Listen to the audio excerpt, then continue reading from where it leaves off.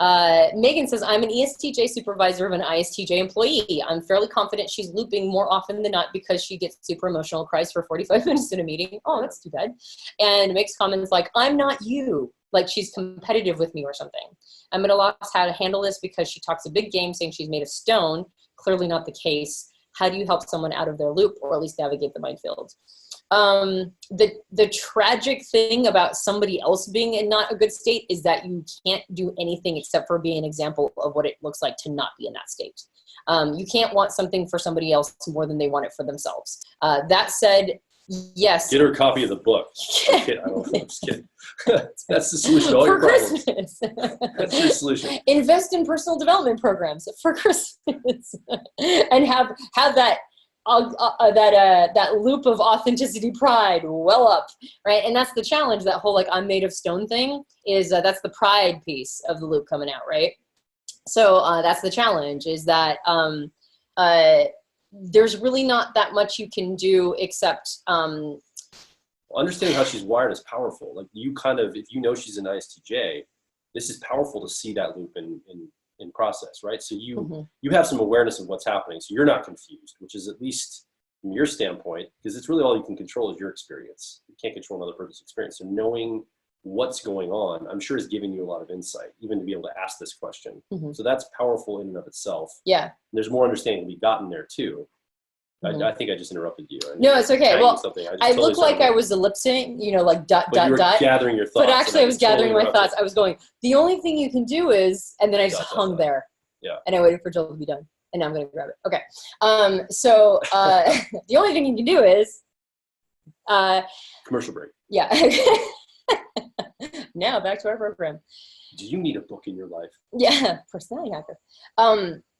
Is number one, understand that her comparing herself to you and projecting that onto you, right? Because you're doing her co-pilot because it's your driver, right? Effectiveness is her co-pilot and is your driver. You're doing her co-pilot better than she's doing it.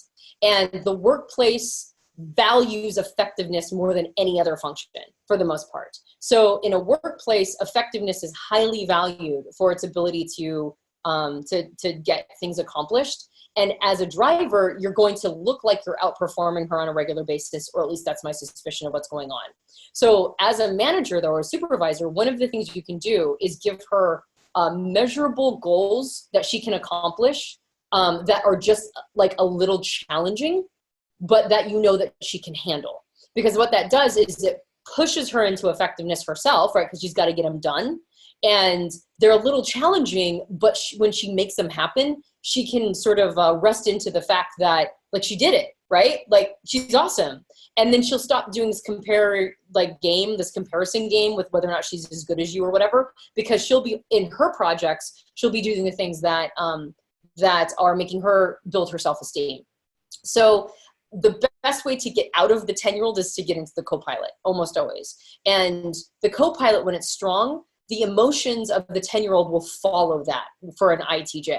So if the effectiveness process is, being well exercised and there's measurable outcomes, and it's like the concept of flow, like Mihai Csikszentmihalyi talks about in his book Flow.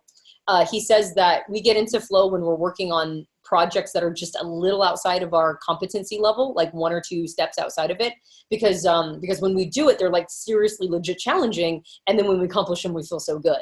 So those are the things you're going to be looking for this person.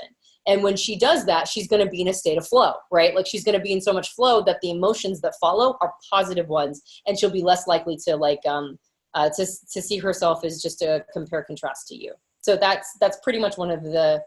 I mean, there might be other things you can do. I don't know what the individual situation is, but that's probably the strategy that I would go for.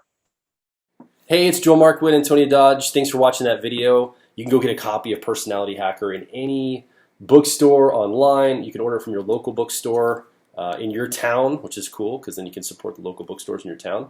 But this book is really powerful. It's separated into two sections. The first part is theory of the system of the way we approach Myers-Briggs. We talk about the CAR model. We unpack how to learn about your cognitive functions. And the second half of the book goes into each of the 16 individual personality types.